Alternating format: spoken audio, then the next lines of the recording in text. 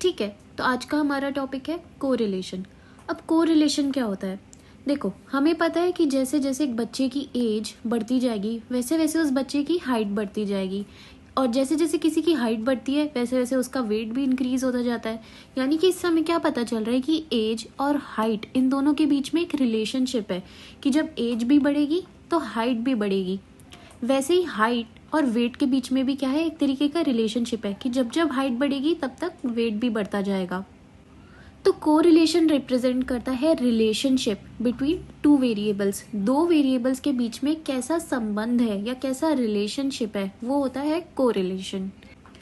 क्योंकि कोरिलेशन में हम रिलेशनशिप पता करते हैं सिर्फ दो वेरिएबल्स के बीच में, इसलिए इसको सिंपल बाईवेरिएट कोरिलेशन भी बोला जाता है। बाई मीन्स टू, तो बाईवेरिएट कोरिलेशन या जीरो ऑर्डर कोरिलेशन भी इसे बोला जाता है। अब जो स्ट्रेंथ ऑफ रिलेशनशिप होती है, यानी कि कितना ज़्यादा रिलेशन है दो वेरिएबल्स के बीच में, उसे हम मेजर करते हैं यूजिंग डिग्री या फिर मैग्नीट्यूड से।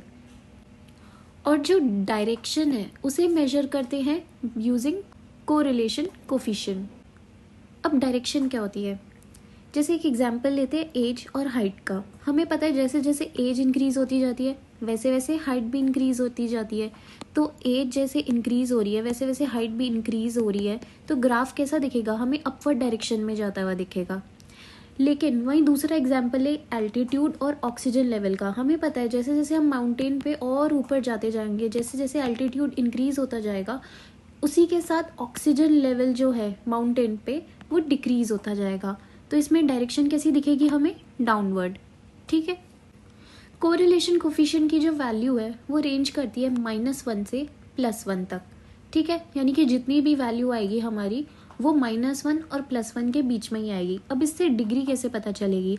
अगर हमारी वैल्यू, अगर हम पॉजिटिव की बात करें यानी कि 0 से +1 तक वाला पॉजिटिव कोरिलेशन की बात कर रहे हैं, और वैल्यू हमारी ग्रेटर देन 0.7 है, तो हम बोल सकते हैं कि हाई कोरिलेशन है, यानी कि इन दोनों वेरिएबल्स के बीच में बहुत ज़्यादा अच्छा रिलेशनशिप है।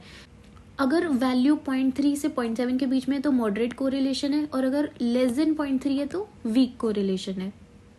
नेक्स्ट पॉइंट आता है there must be some logical relationship between two variables. ठीक है, कोरिलेशन से हम सिर्फ रिलेशनशिप का पता कर सकते हैं, कॉजेशन का पता नहीं कर सकते हैं। जैसे कि हमें कोरिलेशन से ये पता चला है कि जैसे जैसे एज इंक्रीज हो रही है वैसे वैसे पर्सन की हाइट इंक्रीज हो रही है, तो मतलब एज और हाइट इन दोनों के बीच में एक कोरिलेशन है। बट हम इससे ये नहीं बोल सकते हैं कि क्योंकि एक पर्सन की एज इंक्रीज होती है इस वजह से उसकी हाइट इंक्रीज होती है। नहीं, हाइट इंक्रीज होने के अलग फैक्टर्स है। हाइट इंक्रीज हो रही है आपकी डाइट की वजह से, प्रॉपर कैल्शियम इनटेक की वजह से, बाकी सारे फैक्टर्स की वजह से, बोन जो डेवलपमेंट हो रहा है उसकी वजह से हाइट इंक्रीज हो रही है। आपकी उम्र बढ़ रही है, इसकी वजह से आपकी हाइट नहीं बढ़ रही है। तो इससे हमें ये पता चलता है कि कोरिलेशन से हम सिर्फ रिलेशनशिप बिटवीन टू वेरिएबल्स पता कर सकते हैं, कॉजेशन डिटरमाइन नहीं कर सकते हैं कि एक वेरिएबल दूसरा वेरिएबल का कॉज है। एज की वजह से हाइट इंक्रीज नहीं हो रही है, हाइट बोन डेवलपमेंट की वजह से इंक्रीज हो रही है। तो कोरिलेशन का ग्राफिकल प्रेजेंटेशन का जो तरीका होता है वो होता है स्कैटर प्लॉट या स्कैटर डायग्राम। इसमें हम क्या करते हैं, जैसे जैसे एक वेरिएबल इंक्रीज होता जाता है उसकी हर एक पॉइंट वैल्यू पे हम जो वाई एक्सिस पे वेरिएबल है उसे मार्क करते जाते हैं। तो इससे क्या होता है, एक स्कैटर ऑफ पॉइंट्स बन जाते हैं। ठीक है, पॉइंट्स इस तरीके से स्कैटर होके हमें मिल जाता है। ठीक है, जितना ज़्यादा ये स्कैटर्ड पॉइंट्स एक क्लोज लाइन में रिजेंबल करते हैं हम उस लाइन को ड्रॉ कर लेते हैं। जैसे यहाँ पे हमें एक अपवर्ड ट्रेंड जाता हुआ दिख रहा है, तो ये इंडिकेट करेगा पॉजिटिव कोरिलेशन। आप नेगेटिव कोरिलेशन भी देख सकते हो।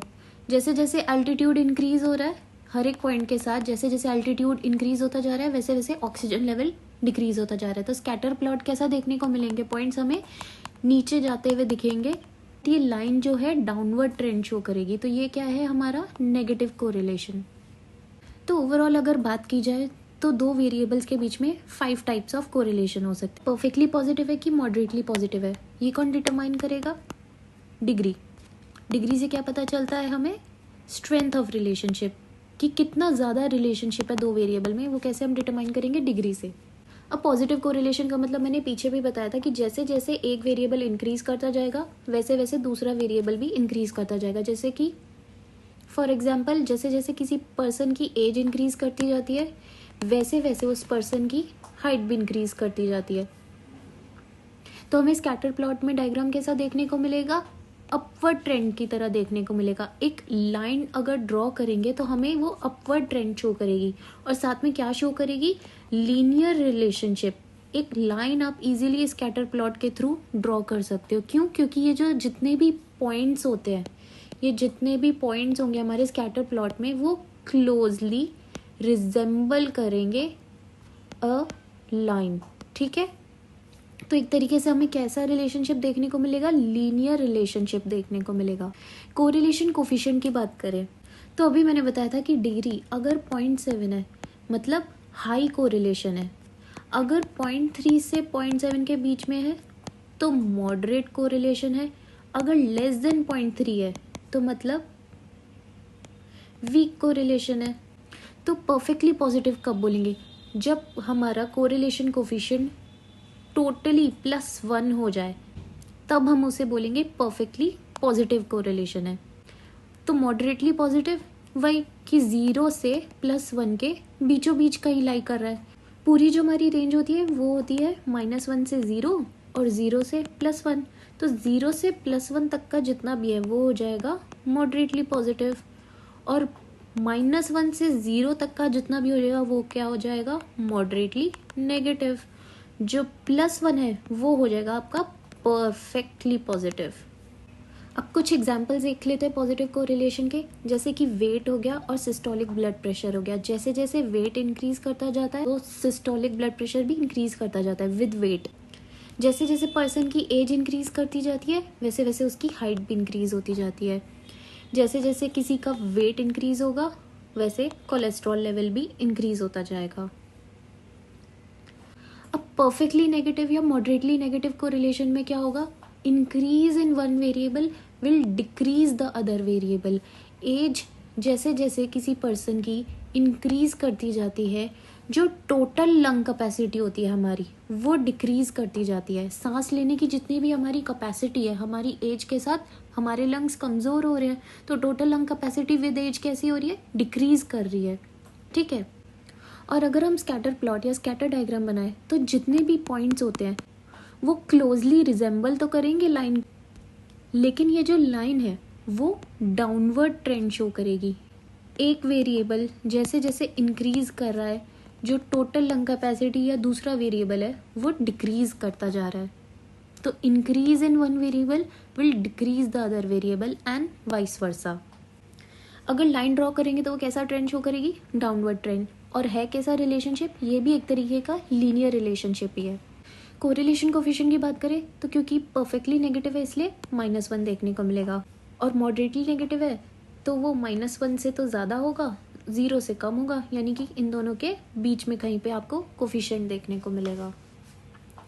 एग्जाम्पल्स की बात करें तो जैसे जैसे किसी पर्सन की एज इंक्रीज होती है उसकी टोटल लंग कैपेसिटी डिक्रीज कर जाती है, या फिर सोशियो इकोनॉमिक स्टेटस जैसे जैसे एक पर्सन का इंक्रीज होता जाता है, जितना ज़्यादा एक पर्सन सोशियो इकोनॉमिकली वेल्दी होता जाता है उसका स्टेटस इंक्रीज होता है, इन्फेंट मोर्टेलिटी रेट जो होती है वो डिक्रीज होती जाती है।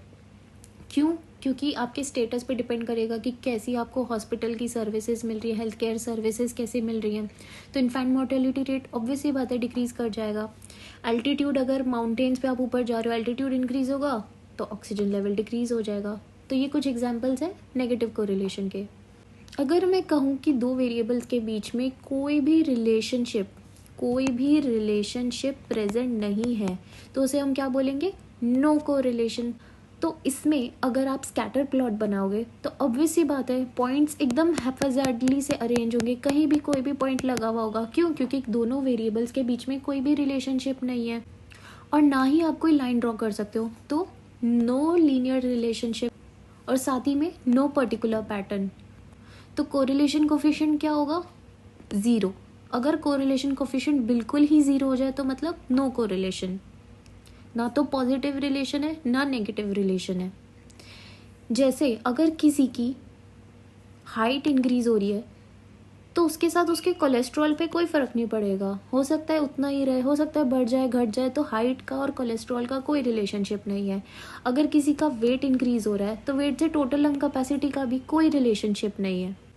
तो टाइप्स भी दो कैटेगरीज में डिवाइडेड है कि रिलेशनशिप लीनियर है या नॉन लीनियर रिलेशनशिप है। लीनियर रिलेशनशिप मतलब हो सकता है कि पॉजिटिव रिलेशनशिप देखने को मिल रहा हो या फिर आपको नेगेटिव रिलेशनशिप देखने को मिल रहा हो, पर एटलीस्ट लीनियर रिलेशनशिप जिसमें आप स्ट्रेट लाइन ड्रॉ कर सकते हो वैसा है। अगर नॉन लीनियर रिलेशनशिप है जिसमें कर्व्ड लाइन आपको देखने को मिल रही कि पहले तो एक वेरिएबल इंक्रीज हो रहा था तो दूसरा वेरिएबल भी इंक्रीज हो रहा था, लेकिन बाद में एक वेरिएबल के इंक्रीज होने पे दूसरा वाला डिक्रीज होने लग गया, तो इसे हम बोलेंगे नॉन लीनियर रिलेशनशिप। तो इन दोनों ही कैटेगरीज के अंदर कोरिलेशन कोफिशिएंट तो यूज होगा, बस उसका नाम चेंज हो जाएगा। एन से नॉन लीनियर रिलेशनशिप, और उसी को ही अगर आप स्मॉल में लिखोगे तो हो जाएगा आपका ईटा। इसको बोला जाता है ईटा। ईटा यूज होगा नॉन लीनियर रिलेशनशिप में। इससे पहली वीडियो में हमने स्केल्स की बात की थी। अगर कोई ऑर्डर प्रेजेंट नहीं है तो नॉमिनल स्केल यूज होगी, और ऑर्डर प्रेजेंट है तो ऑर्डिनल, इंटरवल और रेशियो स्केल यूज होगी। नॉमिनल स्केल में जो कोरिलेशन कोफिशिएंट यूज होगा वो होता है 5। इसे हम कॉन्टिजेंसी कोफिशिएंट भी बोलते हैं।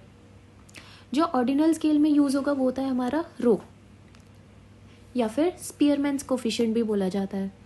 और इंटरवल रेशियो स्केल में जो यूज होता है वो होता है आर, या फिर पियर्सन्स कोफिशिएंट।